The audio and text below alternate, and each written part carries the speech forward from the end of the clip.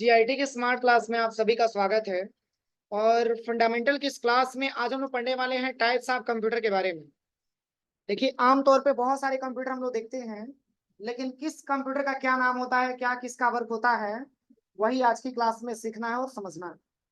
जैसे कि types of computer में हम बात करें तो मुख्यतः 3 प्रकार का कंप्यूटर पाया जाता है।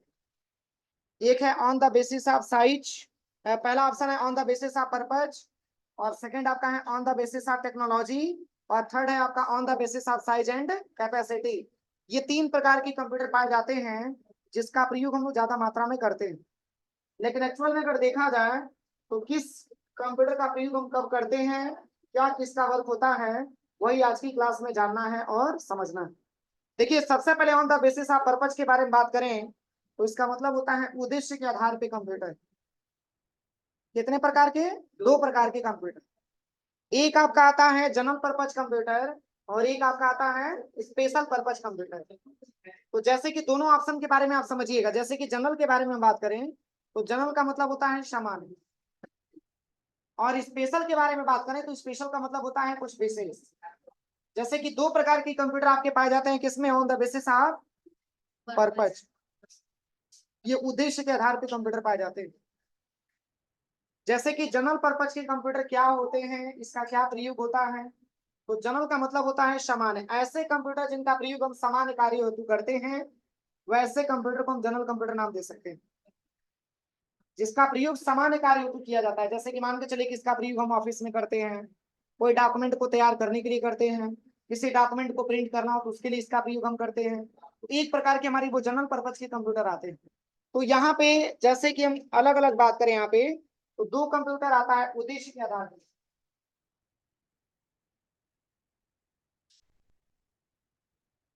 उद्देश्य के आधार पे 2 प्रकार के कंप्यूटर, एक आपका स्पेशल और दूसरा आपका जनरल पर्पज के कंप्यूटर। तो दोनों में अंतर है। जैसे कि स्पेशल पर्पज कंप्यूटर क्या होते हैं और जनरल पर्पज कंप्यूटर क्या होते हैं। तो स्पेशल के बारे में लिखा हुआ है कि ऐसे कंप्यूटर जिन्हें विशेष कार्य के लिए तैयार किया जाता है और इनके सीपीयू की क्षमता उस कार्य के अनुरूप होती है जिसके लिए इन्हें तैयार किया जाता है। जैसे कि अंतरिक्ष विज्ञान, मौसम विज्ञान, उपग्रह संचालन, अनुसंधान एवं शोध, यातायात नियंत्रण, कृषि विज्ञान, चिकित्सा आदि। आज के क्षेत्रों में सबसे ज्यादा अगर हम बात करें तो स्पेशल पर्पज के कंप्यूटर का इस्तेमाल किया जाता है। जैसे कि अनुसंधान एवं शोध दिया हुआ है, उपग्रह संचालन आपका दिया है, यातायात नियंत्रण आपका दिया है। इन सभी जगहों पे सबसे ज्यादा स्पेशल पर्पज के कंप्यूटर का इस्तेमाल किया जाता है। ये आते हैं किसके आधार पे? On the basis of purpose, उद्देश्य के आधार पे ये कंप्यूटर आते हैं। और वैसे ही अगर हम जनरल के बारे में बात करें तो लिखा भी है कि जनरल पर्पज कंप्यूटर ऐसे कंप्यूटर हैं जिन्हें सामान्य उद्देश्य के लिए तैयार किया गया है, और इन कंप्यूटर में अनेक प्रकार की कार्य करने की क्षमता होती है, और इसमें उपस्थित सीपीयू की क्षमता तथा कीमत भी क्या होती है? कम होती है। और फिर कह रहा है कि इन कंप्यूटरों का प्रयोग सामान्य कार्य हेतु, जैसे कि पत्र तैयार करना हुआ, डॉक्यूमेंट तैयार करना हुआ, डॉक्यूमेंट को प्रिंट करना हुआ, इसके लिए ज्यादा मात्रा में किया जाता है। ये दोनों कंप्यूटर पाए जाते हैं किसके अंतर्गत? On the basis of purpose के अंतर्गत। यानी कि ये दोनों उद्देश्य के आधार पे कंप्यूटर पाए जाते हैं, जिसका प्रयोग मैंने आपको बताया कि 2, एक आपका स्पेशल पर्पज कंप्यूटर और एक आपका जनरल पर्पज का कंप्यूटर। अब इसके बाद से हम बात करें तो दूसरा कंप्यूटर हमारे पास आता है on the basis of technology, यानी कि लिखा भी है based on mechanism and technology, यानी कि तकनीक के आधार पे कंप्यूटर। और कितने प्रकार के कंप्यूटर? तो 3 प्रकार के कंप्यूटर। फर्स्ट आपका आता है एनालॉग कंप्यूटर, सेकंड आपका आता है डिजिटल कंप्यूटर, और थर्ड आपका आता है हाइब्रिड कंप्यूटर। तो जैसे कि सबसे पहले अगर हम एनालॉग कंप्यूटर के बारे में बात करें तो वो कौन से ऐसे कंप्यूटर होते हैं जिनको हम एनालॉग कंप्यूटर के नाम से जानते हैं। तो देखिए यहाँ पे लिखा भी है कि एनालॉग कंप्यूटर वे कंप्यूटर हैं जो भौतिक मात्राओं जैसे कि दाब हो गया, तापमान हो गया, लंबाई हो गया, ऊंचाई आदि को मापकर उनके परिमाप अंकों में व्यक्त करते हैं। और ये कंप्यूटर किसी राशि का परिमाप तुलना के आधार पे करते हैं, जैसे कि थर्मामीटर। थर्मामीटर आपने देखा होगा, उसका मेन वर्क क्या होता है कि हमारे शरीर के टेम्परेचर के हिसाब से कंपैरिजन करके और ये बताता है कि शरीर की टेम्परेचर क्या है। यानी कोई एक प्रकार के से कंपैरिजन करता है, वो तुलना करता है और तुलना के आधार पे बताता है कि एक नॉर्मल व्यक्ति के हिसाब से आपके शरीर की टेम्परेचर क्या है। अगर आपके शरीर की टेम्परेचर ज्यादा होती है तो हम मानते हैं कि हमको फीवर हुआ। समझ में आ रहा है ना? तो एक प्रकार की थर्मामीटर भी हमारा कंप्यूटर है, लेकिन किस प्रकार का? तो एनालॉग कंप्यूटर। क्यों? तो क्योंकि हमारे शरीर से कंपेरिजन कर रहा है, तुलना कर रहा है, और तब जाके वो टेम्परेचर हमको नंबर में दिखाने का काम कर रहा है कि आपके बॉडी की टेम्परेचर क्या है। समझ में आ रहा है ना? तो थर्मामीटर। अगला जो पॉइंट आपका दिया है वो कह रहा है कि एनालॉग कंप्यूटर मुख्य रूप से विज्ञान और इंजीनियरिंग के क्षेत्रों में प्रयोग किए जाते हैं, क्योंकि इन क्षेत्रों में मात्राओं का अधिक उपयोग होता है। उदाहरण के लिए पेट्रोल पंप में लगा एनालॉग कंप्यूटर पंप से निकले पेट्रोल की मात्रा को मापता है और लीटर में दिखाता है तथा उसके मूल्य की गणना करके स्क्रीन पर भी दिखाने का काम करता है। जैसे क्या होता है, पेट्रोल टंकी पे चले जाते हैं, हमको पेट्रोल चाहिए 50 रुपए की, वो अमाउंट जैसे ही मेंशन करता है उस अमाउंट के जस्ट नीचे ये 50 रुपए में कितनी क्वांटिटी आपको पेट्रोल मिलनी चाहिए वो कंपेरिजन करके आपके पैसे से वो आपको दिखा देता है कि आपको कितने ग्राम पेट्रोल की रिक्वायरमेंट है। अब ऐसा तो नहीं कि 50 रुपया दिए तो 100 रुपए का पेट्रोल दे देगा, 50 का ही पेट्रोल देता है, लेकिन उसके जस्ट नीचे उसकी क्वांटिटी को मेंशन किया गया रहता है कि कै ग्राम पेट्रोल की रिक्वायरमेंट आपको आ रही है 50 रुपए के हिसाब से। तो वो एक प्रकार का कंप्यूटर एनालॉग कंप्यूटर के अंतर्गत आता है। समझ में आ रहा है ना? वो भी एक प्रकार का कंप्यूटर है जो आपका पेट्रोल पे लगा हुआ पंप के मतलब जो मात्रा को देखता है, एक प्रकार का वो भी आपका एनालॉग कंप्यूटर है। कोई दिक्कत यहाँ तक? इसके बाद और भी एग्जांपल के बारे में बात करें तो जैसे कि माने चलिए गाड़ी ड्राइव करते हैं तो गाड़ियों की स्पीड को मापने के लिए मीटर की रिक्वायरमेंट होती है, जो मीटर के माध्यम से ये काउंट करके बताता है कि आपकी गाड़ी को किस स्पीड में चल रही है, कितने की स्पीड में चल पा रही है, 50 में चल रही है कि 60 में चल रही है कि 120 में चल रही है। वो मीटर हमारे स्पीड को काउंट करके आसानी तरीके से आपको मीटर दिखाने का काम करता है। तो एक प्रकार का वो भी हमारा कंप्यूटर कौन सा कंप्यूटर है? एनालॉग कंप्यूटर है, क्योंकि स्पीड को वो माप करके आपको दिखाने का काम कर रहा है कि गाड़ी आपकी कितनी स्पीड में चल रही है। यहाँ तक कोई दिक्कत? इसके बाद से जो अगला कंप्यूटर, जो अगला ऑप्शन आपका दिया है ये है आपका डिजिटल कंप्यूटर। देखिए डिजिटल शब्द बना हुआ है डिजिट से, और डिजिट का मतलब होता है अंक, और लिखा भी है कि डिजिट का अर्थ होता है अंक, अर्थात डिजिटल कंप्यूटर वो कंप्यूटर होता है जो कि अंकों की गणना करता है, और ये कंप्यूटर इनपुट किए गए डाटा और प्रोग्राम को 0 से 1 में परिवर्तित करके इन्हें इलेक्ट्रॉनिक रूप में प्रस्तुत करता है। और डिजिटल कंप्यूटर भी कंप्यूटर होते हैं जिनका प्रयोग व्यापार में, घर का बजट तैयार करने में, पत्र लिखने में, संगीत सुनने में, फोटो और वीडियो देखने में किया जाता है। और ये डिजिटल कंप्यूटर बाइनरी अंकों पर आधारित होते हैं, और ये कंप्यूटर 100% शुद्धता से गणना कर सकते हैं। जैसे कि डिजिटल कंप्यूटर के बारे में बात करें तो डिजिटल का मतलब, डिजिट का मतलब होता है अंक। ये डिजिटल कंप्यूटर बना हुआ है डिजिट से, अंक से बना हुआ, यानी कि ये ऐसे कंप्यूटर होते हैं जो गणना करने का काम करते हैं।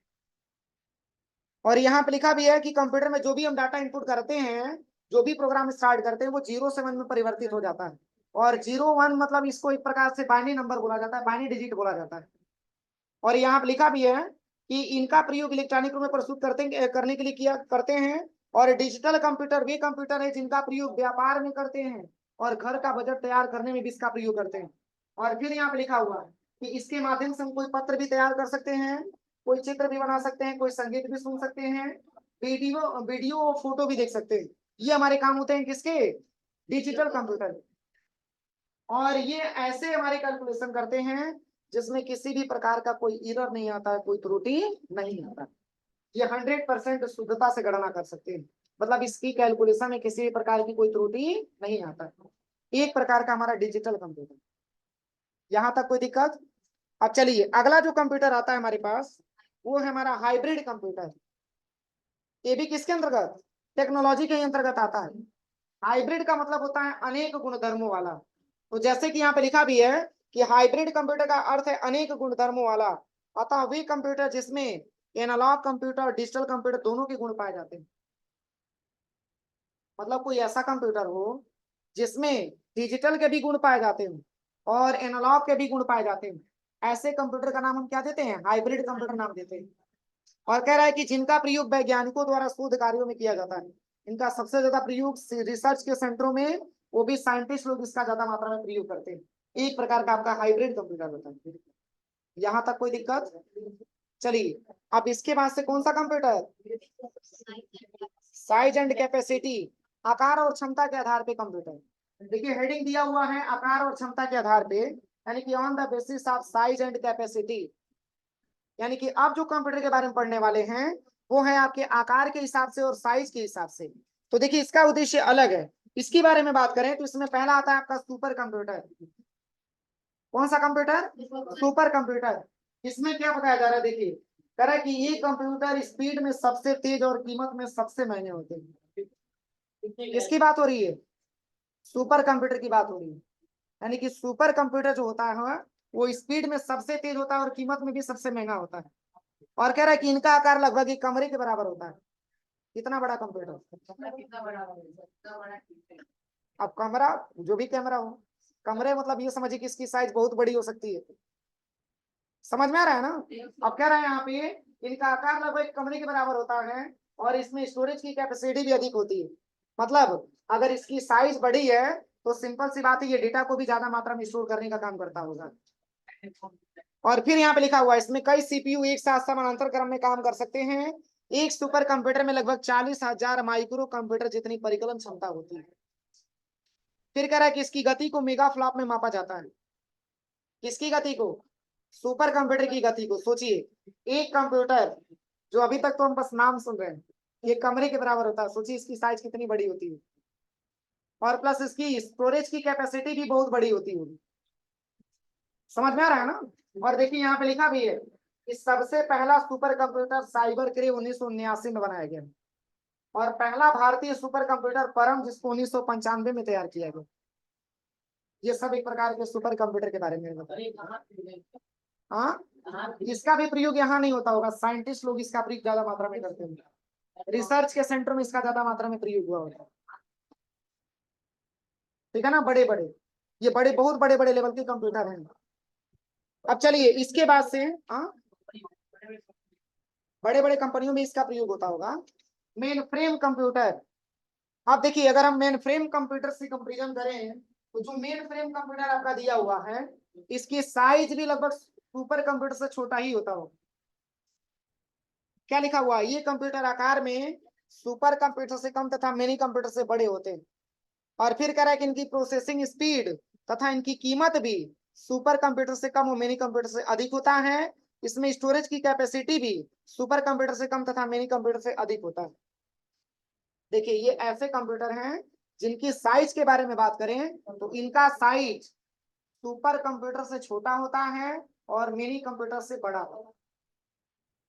और स्पीड की बात करें तो स्पीड भी सुपर कंप्यूटर से कम होता है तथा मिनी कंप्यूटर से ज्यादा होता है। और फिर कह रहा है यहाँ पे इनकी कीमत भी सुपर कंप्यूटर से कम तथा मिनी कंप्यूटर से ज्यादा होता है। और फिर यहाँ पे लिखा हुआ है कि ये लगातार काम करने में सक्षम है।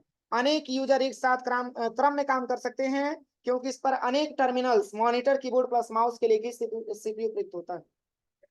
जैसे कि ऐसा कंप्यूटर है जैसे कि मान के चलिए कि एक बड़ा सा सीपीयू कहीं लगा दिया और उसी सीपीयू के माध्यम से सारे कंप्यूटर को जोड़ दिया गया, जैसे कि कीबोर्ड, माउस प्लस मॉनिटर, ये तीनों अलग अलग हो जाएगा लेकिन सीपीयू एक ही जगह स्टेबल करा के और सारे सिस्टम को ऑपरेट किया जा रहा है, चलाया जा रहा है। ऐसे कंप्यूटर को मेन फ्रेम कंप्यूटर नाम दिया जाता है। तो इस हिसाब से अगर हम बोले तो क्या मेन फ्रेम का जो सीपीयू होगा वो इतना, उसका स्टोरेज तो छोटा तो होगा नहीं, उसकी प्रोसेसिंग भी बहुत बड़ी लेवल की होगी क्योंकि बहुत सारे सिस्टम को ऑपरेट करने का काम मात्र एक ही सीपीयू आपका कम है। तो इसकी कैपेसिटी भी बहुत लंबी होगी। ये हमारा मेन फ्रेम कंप्यूटर आता है। कोई दिक्कत यहाँ तक? अब चलिए इसके बाद से बात करें तो अगला कंप्यूटर हमारे पास आता है मिनी कंप्यूटर। अब इसकी क्या कैपेसिटी है तो यहाँ पे बताया जा रहा है कि इनका आकार एक छोटी अलमारी के बराबर होता है। समझ में आ रहा है ना? एक छोटी अलमारी के बराबर एक मिनी कंप्यूटर आपका होता है। और फिर यहाँ पे बताया जा रहा है कि ये कंप्यूटर माइक्रो कंप्यूटर की तुलना में अधिक शीघ्रता से कार्य कर सकते हैं। मतलब जो अभी आगे हम पढ़ने वाले माइक्रो कंप्यूटर के बारे में, उसकी अपेक्षा अगर हम मिनी कंप्यूटर के बारे में बात करें तो उससे अधिक शीघ्रता से आपका मिनी कंप्यूटर काम करता है। और फिर यहाँ पे लिखा हुआ है कि इनका data transfer rate 40 lakh bit प्रति सेकंड होती है। ये डेटा को ट्रांसफर कर पाता है 40 लाख बिट प्रति सेकंड के हिसाब से। और फिर कह रहा है कि प्रारंभ में मिनी कंप्यूटर कुछ स्पेसिफिक टास्क के लिए डिजाइन किए गए थे, जैसे कि आपका इंजीनियरिंग हो गया, कंप्यूटर एडेड डिजाइन हो गया। वास्तव में अब नए पर्सनल कंप्यूटर इतने पावरफुल हैं कि मिनी कंप्यूटर का इंपॉर्टेंस कम हो चुका है। पहले ज्यादा मात्रा में इसका प्रयोग किया जाता था लेकिन इस समय मार्केटों में पर्सनल कंप्यूटर ज्यादा मात्रा में आ चुके हैं। जिसकी वजह से इसकी महत्व थोड़ा सा क्या हो चुका है, कम हो चुका है। अब चलिए इसके बाद से कौन सा कंप्यूटर, माइक्रो कंप्यूटर। ये कंप्यूटर सबसे छोटी कंप्यूटर, माइक्रो कंप्यूटर की बात करें, क्या लिखा हुआ है कि माइक्रो कंप्यूटर एक ऐसा कंप्यूटर है जिसमें माइक्रो प्रोसेसर इसके सीपीयू के रूप में होता है। और कह रहा है कि मेन फ्रेम और मिनी कंप्यूटर की तुलना में इनका आकार क्या होता है, छोटा होता है। और कह रहा है कि कई माइक्रो कंप्यूटर जब इनपुट और आउटपुट के लिए इसे एक ही कीबोर्ड और स्क्रीन से सुसज्जित किया जाता है, और पर्सनल कंप्यूटर भी होते हैं। सामान्य अर्थों में संक्षिप्त नाम माइक्रो 1970 और 1980 के दशक के दौरान आम था, लेकिन अब आम तौर पर इसका उपयोग नहीं होता है। इस समय सबसे ज्यादा पर्सनल कंप्यूटर का प्रयोग हो रहा है, ज्यादा मात्रा में। एक प्रकार के आपके माइक्रो कंप्यूटर जिनकी स्टोरेज की कैपेसिटी की बात करें, या फिर मान के चलिए कि इसकी प्रोसेसिंग यूनिट के बारे में बात करें, ये हमेशा अगर देखा जाए तो माइक्रो कंप्यूटर जो होता है वो आपके मिनी कंप्यूटर और मेन फ्रेम कंप्यूटर की तुलना में सबसे छोटा होता है, और इनका वर्क भी इससे क्या होता है, कम होता है। यहाँ तक कोई दिक्कत? अब चलिए इसके बारे में लिख लीजिए कॉपी में।